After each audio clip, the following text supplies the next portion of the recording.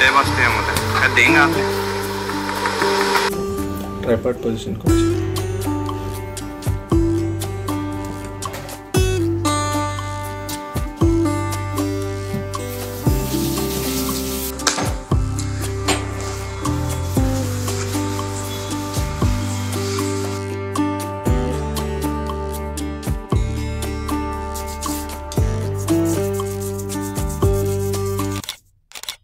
Hello అండి, నేను మీ Jyothi. Welcome back to my channel Ritkriti sweet home. ఎలా ఉన్నారు మీ అందరూ? బాగున్నారా? నేను చాలా బాగున్నాను.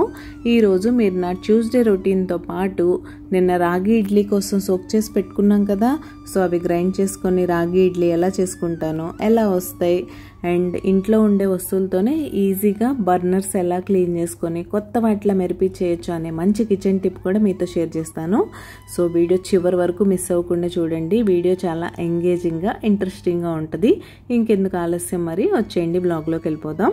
ముందుగా మార్నింగే సన్ రైజ్ చూసారు కదా, అంత బాగుంది. ఆ సైడ్ నుంచి వస్తుంది స్లోగా. ఇప్పుడు సీజన్ చేంజ్ అవుతుంది కాబట్టి డైరెక్షన్స్ చేంజ్ అవుతాయి కదా. ఇంతకుముందు మీరు అబ్జర్వ్ చేసినట్టయితే ఇదే టైంలో నేను రికార్డ్ చేస్తే సెంటర్లో ఉండేది సన్, ఇప్పుడు కొంచెం అటు సైడ్ నుంచి రైజ్ అవుతుంది అనమాట. ఈ డైరెక్షన్ చేంజెస్ భలే ఉంటాయి అసలు. నాకే అసలు నేచరే ఒక పెద్ద మ్యాజిక్ కదా అనిపిస్తుంది. ఇవన్నీ ఆలోచిస్తే భలే అనిపిస్తుంది. అండ్ ఇక్కడైతే మా అమ్మాయి లంచ్ బాక్స్ కోసం ఈరోజు బీట్రూట్ రైస్ చేశాను.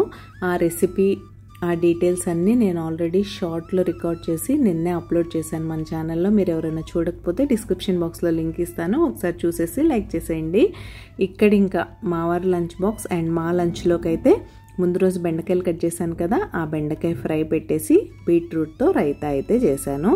బేసిక్ బెండకాయ ఫ్రైయే, ఇంకా రెసిపీ షేర్ చేసేదేమని చెప్పండి. అన్నీ రెడీ చేసేసుకుంటున్నాను. బెండకాయలు ఆల్రెడీ కట్ చేసే ఉన్నాయి కాబట్టి just onions, green chillies cut చేసుకొని అవి ఫ్రై అయిన తర్వాత బెండకాయలు యాడ్ చేయడమే. కాకపోతే మిగతా కర్రీస్ అన్నిటికీ వేసినట్టు పసుపుతో పాటు ఉప్పు వేసేయకండి, బెండకాయకి జిగురుగా అయిపోతుంది.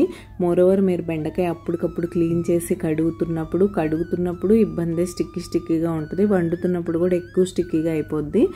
సో మీరు ముందు రోజు లేదా ఆఫ్టర్నూన్ అనుకోండి, మార్నింగ్ ఏదో ఒక టైంలో కట్ చేసి పెట్టేసుకోండి. ఇలా మార్నింగ్ లంచ్ బాక్సెస్ కోసం చేయాలనుకుంటే మాత్రం కొంచెం టైం తీసుకొని ముందు రోజు నైటే మీరు కట్ చేసి పెట్టేస్తే వాటికి సెటిల్ అయ్యే టైం ఉంటుంది కదా, ఎక్కువ స్టిక్కీగా అవ్వకుండా పొడిగా వస్తుంది. కొంతమందికి మాత్రం ఆ స్టిక్కీనెస్ ఇష్టం బెండకాయ కర్రీలో. అలాంటి వాళ్ళు మాత్రం అప్పటికప్పుడు కట్ చేసుకొని చేసేసుకోవచ్చు. నాకేంటో ఆ కర్రీ కాస్త ముద్దగా అదో రకంగా అనిపిస్తుంది. నాకు కొంచెం పొడిగా ఉంటేనే ఇష్టం. మోరోవర్ నాకు మార్నింగ్ కుదరదులేండి బెండకాయలు దొండకాయలు కట్ చేస్తూ కూర్చుంటే. 7 o'clock ఒక బాక్స్, 8 o'clock ఒక బాక్స్ ఇవ్వడం నా వల్ల కాదు. ఫైనల్గా చెప్పానుగా, రెసిపీ అయితే షేర్ చేయలేదు కానీ ఉల్లిపాయలు పచ్చిమిర్చి వేగిన తర్వాత కొంచెం పసుపు వేసి ఇలా బెండకాయలను చక్కగా ఫ్రై చేసుకున్న తర్వాత కొంచెం సేపు మీరు ఆయిల్లో ఫ్రై చేస్తే ఏంటంటే ఆ స్టిక్కీనెస్ పోతుంది. అది పోయిన తర్వాత కావాలంటే మీరు కొంచెం మరీ డ్రైగా వద్దు అనుకుంటే సాల్ట్ యాడ్ చేసేసి అప్పుడు లిడ్ క్లోజ్ చేసి మీరైతే కుక్ చేసుకోవచ్చు. ఫైనల్గా బెండకాయ కర్రీ చేసి పక్కనైతే పెట్టేశాను. అండ్ మా కోసం చపాతీ అని చెప్పాను కాబట్టి ఇక్కడ చపాతీ కాల్చేస్తున్నాను. తర్వాత సింపుల్గా బీట్రూట్ రైతా కూడా చేసేస్తాను. నేను లంచ్ బాక్స్లోకి ఒక గ్రేవీ కర్రీ, ఒక ఫ్రై కర్రీ ఉండేలా చూసుకున్నా. ఎప్పుడన్నా ఇలా లేదు ఓన్లీ ఫ్రైయే ఉందన్నప్పుడు రైతాతో తిన్న చపాతీ చాలా బాగుంటుంది. రెగ్యులర్గా మీ డైట్లో వెజిటబుల్ రైతాస్ ఇంక్లూడ్ చేసుకోండి. నార్మల్ ఆనియన్, గ్రీన్ చిల్లీస్ వేసుకొని అందరూ చేసుకుంటారు, బట్ వెజిటబుల్ రైతా తింటే టేస్ట్ చాలా బాగుంటుంది. ఇలా బీట్రూట్, క్యారెట్, కుకుంబర్ మీరు దేంతోనే చేసుకోవచ్చు. ఎక్కువేం అవసరంలా, కొంచెం సాల్ట్, కొద్దిగా జీరా పౌడర్ వేసారంటే చాలు. సో ఇదైతే మా వారి పింక్ లంచ్ బాక్స్ అనమాట. ఈరోజు ఫ్రూట్ కూడా అనారైంది, పింక్ కలర్లో రైతా. అలా ఇంకా బాక్స్ పెట్టి ఆయన పంపించేశాను. గ్రైండర్ మార్నింగే వేద్దాం అనుకున్నాను కానీ పిండి ఎప్పుడో ఈవినింగ్ కదా, మార్నింగ్ లంచ్ బాక్స్ హడావుడంతా అయ్యాక వేద్దాంలే అనుకున్నా. ఇంకా సో మా వారు వెళ్ళగానే గ్రైండర్ అయితే వేసేస్తున్నాను. ఇది మనకి ఇడ్లీకి కాబట్టి అటుకులు అవేం అవసరంలా, మీరు దోశలకైతే కొంచెం అటుకులు నానపెట్టి వేసుకోవాలి. అండ్ ఈ రాగి ఇడ్లీ అయితే ట్రస్ట్ మీ హెల్త్కి చాలా మంచిది. సో తప్పకుండా ట్రై చేయండి. ఇదే మెజర్మెంట్స్తో చాలా ఫ్లఫీగా వస్తాయి. ఈ వీడియోలో నేను డిన్నర్ వరకు రికార్డ్ చేశాను కాబట్టి మీకు చూపిస్తాను ఇడ్లీ ఎంత మెత్తగా వస్తాయని. సో నాకు పప్పుతో పాటు రవ్వ నానపెట్టే అలవాటు లేదు. ఎప్పుడైతే గ్రైండర్ ఆన్ చేస్తానో అప్పుడే నానబెడతాను. సో మనం ఇదే గ్లాస్తో 3/4 గ్లాసు మినపగుళ్ళు, 1 గ్లాసు రాగులు తీసుకున్నాం కాబట్టి 1 గ్లాస్ ఇడ్లీ రవ్వ తీసుకుంటే సరిపోతుంది. సో మనం ఇందులో హాఫ్ ఆఫ్ ద ఇడ్లీ రవ్వ కట్ చేసేస్తాం కాబట్టి కార్బ్స్ కంటెంట్ తగ్గిపోద్ది. ఇది గ్లూటెన్ ఫ్రీ కాబట్టి షుగర్ పేషెంట్స్కి కూడా న్యాచురల్గా చాలా మంచిదన్నమాట. అండ్ ఫిల్లింగ్గా ఉంటుంది కాబట్టి డైట్లో ఉన్న వాళ్ళకి మంచిది. ఇంకా నేను చాలా రాగి బెనిఫిట్స్ గురించి సో మెనీ వీడియోస్లో చెప్పున్నాను కాబట్టి తప్పకుండా మీ డైట్లో ఇలాంటివి ఇంక్లూడ్ చేసుకోండి. ఒకేసారి చేంజ్ అయిపోమని నేనైతే చెప్పను, కానీ స్లోగా ఒకసారి నార్మల్ ఇడ్లీ వేసుకుంటే ఒకసారి వేసుకోండి. అలా దాన్ని 2 టైమ్స్ చేయండి. దోశ కూడా అంతే, ఒకసారి నార్మల్ దోశ వేసుకుంటే ఒకసారి రాగి దోశ, కొర్ర దోశ, నేను మల్టీ మిల్లెట్ దోశ చెప్పాను కదా, ఆ మిక్స్ చేసి పెట్టేసుకుంటే మీ కిచెన్లో సగం పని తగ్గిపోయినట్టే. జస్ట్ మీరు మంత్లీ వన్స్ 3 వీక్స్కి ఒకసారో, మీరు 15 డేస్కి ఒకసారి గ్రాసరీ రీఫిల్ చేసుకుంటే 15 డేస్కి ఒకసారో ఆ మిక్స్ చేసి పెట్టేసుకున్నారంటే జస్ట్ 1 గ్లాస్ సోక్ చేసేసి మీరు ఆఫీస్కి వెళ్ళే వాళ్ళైనా మార్నింగ్ సోక్ చేసేసి ఆఫీస్కి వెళ్ళినా అప్పటికప్పుడు కూడా వేసేసుకోవచ్చు. నైట్ గ్రైండ్ చేసుకొని నేను ఇంకా అలా పిండి రవ్వ కలిపేసి అలా పక్కన పెట్టేశాను. ఇంకా మార్నింగ్స్ మీకు తెలిసిందే కదా, ఇంట్లో పనంతా అయ్యాక నాకు వీడియోస్ వర్క్ ఉంటుందని అదంతా ఫినిష్ చేశాను. చూస్తూనే మధ్యాహ్నం 2 ఎలా అయిపోద్దో అర్థం కాదు. ఇలా మార్నింగ్ అవుతుంది, అలా 2 o'clock అయిపోద్ది. ఇంకా మా అమ్మాయిని తీసుకురావడానికి అయితే బయలుదేరాను. గ్రహణం తర్వాత రోజు అంటే నిన్నటి నుంచి, మండే నుంచి ఎండ మామూలుగా ఉండట్లేదు. అసలు వర్షాలన్నీ ఎక్కడికి పోయాయో అన్నట్టుంది. ఫుల్ వేడి. నాకు ఎండలోకి ఇలా వెళ్ళగానే అలా హెడేక్ వచ్చేసింది. అసలు ఎండ మామూలుగా లేదు. ఎండలోకి వెళ్తే తలనొప్పి వచ్చేసి ఎలా ఉంది. House your Hindi revision test తల్లి? చాలా ఈజీ, చాలా ఈజీ. ప్రిపేర్ అయితే అలా ఉంటుంది. Okay, tomorrow EVS. Let's start preparing. Come on. Yes. Sayonara. Come on, you can do it. మేమైతే వచ్చేసాం ఇంటికి. వెళ్ళి వెంటనే ఏసీ ఆన్ చేసుకోవాలి బాబోయ్. ఆ ఎక్సైట్మెంట్ చూసారు కదా, రివిజన్ టెస్ట్ బాగా రాసినందుకే అంత ఎక్సైట్మెంట్ ఫీల్ అవుతుంది. బాగా చదువుకుంటే అంతే అన్ని బాగా రాయొచ్చు, అదే నేను ఎప్పుడు చెప్పేది. ఇంకా తను వచ్చింది, తనకు స్నాక్ అది పెట్టేశాను. ఇది ఈవినింగ్ 5:30కి అనమాట. నేను మార్నింగ్ అరౌండ్ 9 లోపే గ్రైండ్ చేసి కలిపి పెట్టేశాను కదా. ఈవినింగ్ 6 o'clockకి ఇలా చక్కగా ఫర్మెంట్ అయి పిండి కూడా పైకి వచ్చింది. ఇంకా చాలు, ఇంతకన్నా ఎక్కువ ఫర్మెంట్ అయితే నేను తినలేను. నేను మీకు ఫస్ట్ నుంచి చెప్తున్నట్టే ఫర్మెంట్ అయిన ఫుడ్లో గుడ్ బ్యాక్టీరియా ఉంటుంది, ఐ అగ్రీ. కానీ అందరికీ అన్నీ నచ్చవు కదా, అలా నాకు కొంచెం ఎక్కువ ఫర్మెంట్ అయితే నచ్చదు. అందుకని నేను 6 o'clockకి దాన్ని ఫ్రిడ్జ్లో పెట్టేశాను. ఇంకా త్వరగా ఫర్మెంట్ అయిపోతాయి మిల్లెట్స్ ఎలానో. అండ్ ఇంక ఈవినింగ్ మా వారు కూడా ఇవాళ త్వరగా వచ్చారు. మా ఇద్దరి కోసం టీ పెట్టేసి ఇవాళ స్నాక్ అయితే స్వీట్ కార్న్ అనమాట. లాస్ట్ టైం స్వీట్ కార్న్ చేశాను కదా, స్పైసీ స్వీట్ కార్న్. ఆ టైంలో ఒక స్వీట్ కార్న్ ఉంటే పక్కన పెట్టేశాను. దాన్ని ఎప్పటికప్పుడు తిందామంటే కుదరట్లేదు. సరే కదా అని ఈరోజు నాకు ఇష్టమైనట్టు ఇలా కాల్చుకొని తింటున్నాను. మీలో ఎంతమందికి స్వీట్ కార్న్ ఇలా బాయిల్ చేసినట్టు కాకుండా ఇలా కాల్చుకొని తింటే ఇష్టం? నార్మల్ మొక్కజొన్న పొత్తులు అందరూ ఇలా కాల్చుకొని తింటారు, అవి ఉడకపెట్టి తిన్నా కూడా బాగుండవు. స్వీట్ కార్న్ ఒక్కటే యూజువల్గా బాయిల్ చేసుకొని తింటాం, దాంతో చాట్ చేసుకుంటాం, సలాడ్ చేసుకుంటాం, ఇంకా రకరకాల రెసిపీస్లో యూజ్ చేస్తూ ఉంటాం. నాకు మాత్రం స్వీట్ కార్న్ కూడా ఇలా కాల్చుకొని తింటే ఇష్టం అనిపిస్తుంది. బొగ్గుల మీద కాలిస్తే అయితే ఇంకా టేస్ట్ వేరే లెవెల్లో ఉంటుంది. కానీ మనకు ఆప్షన్ లేదు కాబట్టి ఇలా గ్యాస్ మీద డిపెండ్ అవ్వడమే. ఈ కార్న్లో కూడా ఫైబర్ కంటెంట్ చాలా ఎక్కువ ఉంటుంది, మీ గట్ హెల్త్కి చాలా మంచిది. ఇంకా తర్వాత మా అమ్మాయి ప్రిపరేషన్ అవన్నీ గడిచాయి. నేను కూడా చిన్న చిన్న పనులు ఉంటే అవన్నీ చేసేసుకున్నాను, ఈవినింగ్ పనులు. ఇంకా డిన్నర్ టైం అయిపోయింది. చట్నీ అయితే కొబ్బరి నేను ఆల్రెడీ స్టోర్ చేసి పెట్టుకుంటాను కదా, మన పల్లీలు మిర్చి అవన్నీ ఫ్రై చేసేసి చట్నీ అయితే చేశాను. అండ్ ఇక్కడైతే ఇడ్లీ పెట్టేస్తున్నాను. నా ఇడ్లీ కుక్కర్ కొంచెం ప్రాబ్లం అయింది, అది బాగా పనిచేయట్లేదు, దాన్ని తీసేయాల్సిన టైం వచ్చింది. ఎప్పుడో ఆ స్టీల్ కుక్కర్ నేను అమెజాన్లో తీసుకున్నాను కోవిడ్ టైంలో, అంటే ఇప్పుడు ఆల్మోస్ట్ 5 years అయిపోతుంది. సో దానికి ఎన్ని రకాలుగా చేద్దామని ట్రై చేసినా కూడా దాని పని అయిపోయింది. ఇంకా దాన్ని డిస్కార్డ్ చేసేయడమే.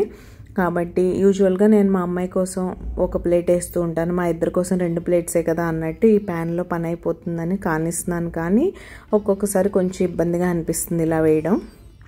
కాబట్టి తీసుకోవాలి. తీసుకుంటే మీతో షేర్ చేస్తాను. ఇలా సింపుల్గా పిండి కన్సిస్టెన్సీ చూసారు కదా, మీరు కొంచెం సాల్ట్ వేసుకొని కలిపేసుకొని ఇలా ఇడ్లీ పెట్టేసుకున్నారంటే ఎలా కుక్ అవుతాయి, ఎంత ఫ్లఫీగా ఉంటాయి, రాళ్ళులా గట్టిగా ఉంటాయా అనేది మీతో చూపిస్తాను. రాళ్ళులాగా అయితే అస్సలు ఉండవు, చాలా చాలా బాగుంటాయి. ఇక్కడ చూసారు కదా మీరు, నేను వేసిన దానికి పైకి ఎంత ఫ్లఫీగా వచ్చాయో స్టీమ్ కుక్ అయ్యే కొద్దీ. ఇక్కడ నేను డిష్ అవుట్ చేసి కూడా మీకు చూపిస్తాను ఎలా వచ్చింది ఏంటి అని. ఇప్పుడు యాజ్ యూజువల్ మీరు దానికి కొంచెం మనం స్టవ్ ఆఫ్ చేసిన తర్వాత 5 to 10 minutes రెస్ట్ ఇచ్చారంటే సెటిల్ అవుతాయి. ఇడ్లీ ఎప్పుడన్నా మీరు నార్మల్ మనం వైట్ ఇడ్లీ వేసుకున్నా సరే వెంటనే తీసేసారంటే హాఫ్ ఆఫ్ ద ఇడ్లీ ప్లేట్కే ఉండిపోద్ది.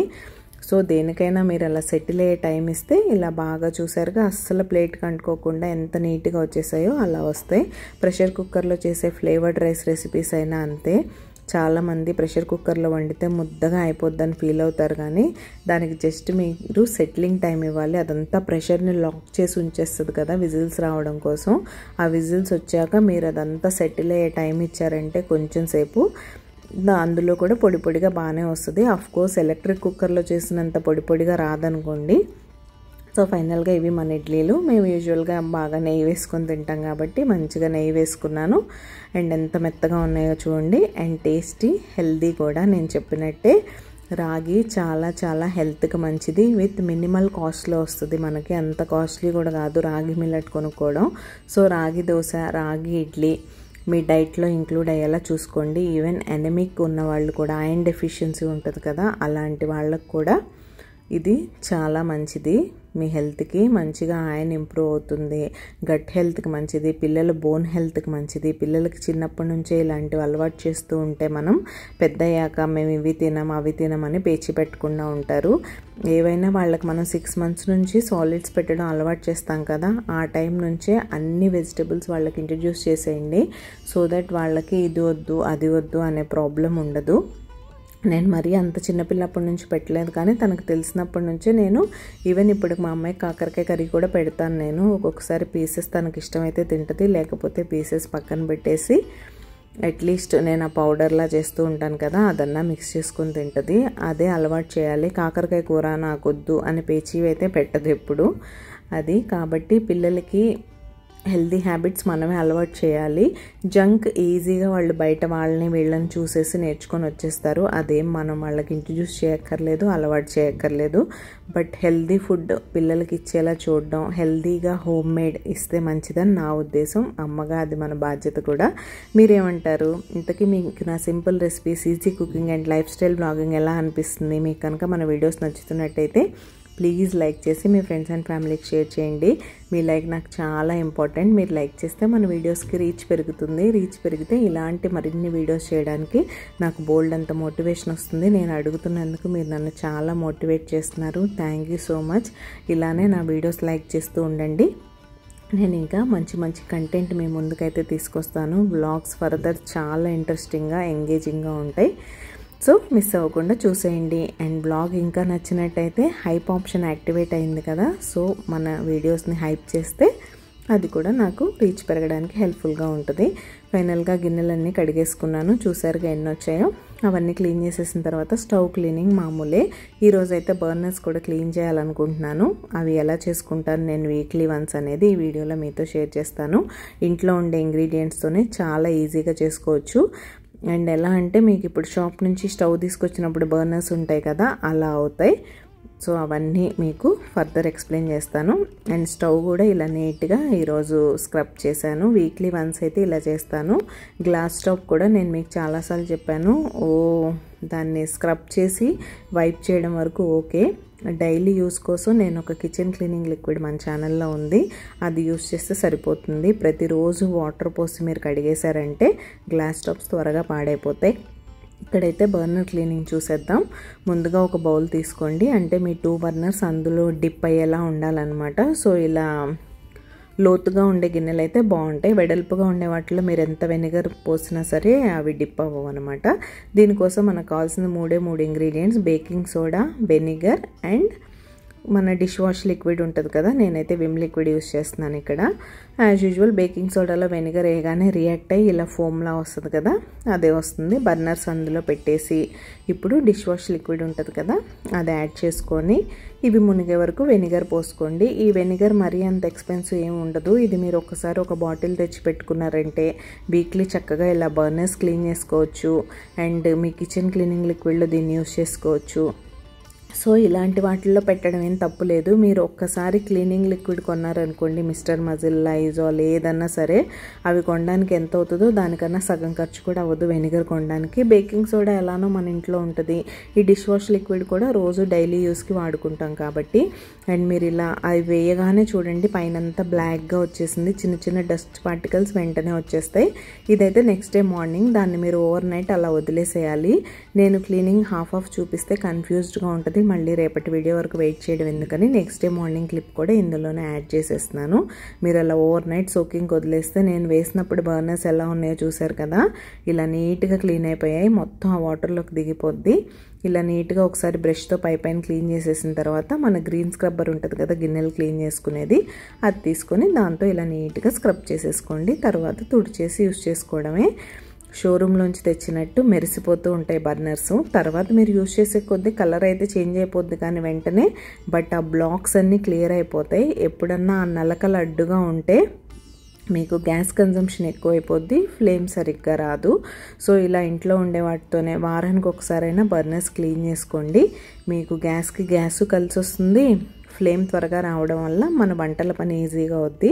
పర్టికులర్గా ఈ క్లీనింగ్, డీప్ ఫ్రైస్ అలాంటివి చేసినప్పుడు అనుకోకుండా మనకి తెలియకుండానే ఆయిల్ బర్నర్స్ మీద పడిపోయి ఉంటుంది. సో చూసారా అన్ని బ్లాక్స్ క్లియర్ అయిపోయి ఫ్లేమ్ ఎంత నీట్గా వస్తుందో. అదనమాట సంగతి. టిప్ ఎలా అనిపించింది, నచ్చిందా? ఇలాంటి బోల్డ్ అనే టిప్స్ మన ఛానల్లో ఉన్నాయి. ఇంకా మరిన్ని టిప్స్ అయితే షేర్ చేస్తాను. సో తప్పకుండా సబ్స్క్రైబ్ చేసుకొని కంటిన్యూగా వీడియోస్ చూస్తూ ఉండండి. హలో అండి, ఫైనల్గా క్లీనింగ్ అంతా అయిపోయింది. కిచెన్ క్లీనింగ్ ఎలాగో మీరు చూసారు. బర్నర్స్ కూడా సోక్ చేసి పెట్టాను. అండ్ లివింగ్ రూమ్ కూడా యాజ్ యూజువల్ చాలా రోజులు అయింది కదా, నైట్ టైం అంతా రెడీ చేసేసుకున్నాను. చూపించి చాలా రోజులు అయింది, చేయడం మాత్రం రోజు గడుస్తూనే ఉంటుంది.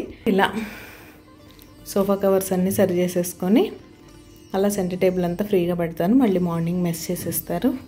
అండ్ ఇదైతే దివాన్, మా పాప బ్యాగ్ రెడీగా పెట్టేసుకుంటుంది మార్నింగ్ ఎక్కువ ఇబ్బంది పడకుండా.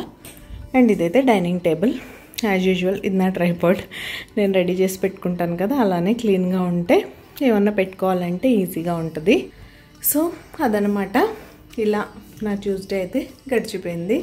ఈరోజు ఈ చిన్న బ్లాగ్ ఇక్కడే ఎండ్ చేసేస్తున్నాను. రేపు మరొక మంచి వీడియోతో మళ్ళీ మీ ముందుకైతే వచ్చేస్తా. అంతవరకు keep smiling, see you tomorrow, take care, bye, good night, bye.